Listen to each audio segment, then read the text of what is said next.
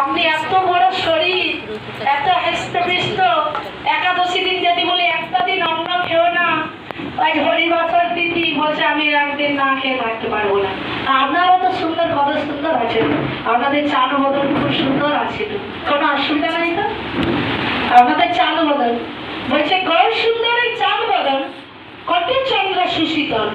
আর আপনারাও যদি কোটি চন্দ্র সুশীতল গৌর সুন্দরের সঙ্গে মিশেন, তাহলে আপনাদের চান তো বদল একটা, তিনার আলো আলোয় আলোকিত, মানে সেখানে কোনো মানে গোলক বৃন্দাবনে কোনো আলো লাগে না। আমরা যে লাইটটা কারেন্ট চলে গেলে বন্ধ, সেখানে গৌর সুন্দরের রূপের আলোয় চটায় আমাদের শরীরটা এই পঞ্চভূতে দেহ।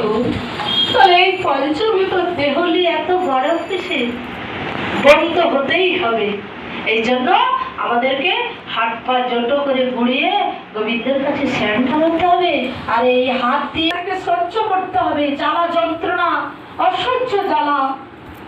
আমরা একটু এই দেহতে একটা পিপিলিকা কামড়ালে সব করে মারি, মশা কামড়ালে একটু কেটে গেলে ডাক্তারবাবু ছুটে যায়, কত যন্ত্রণা পাই।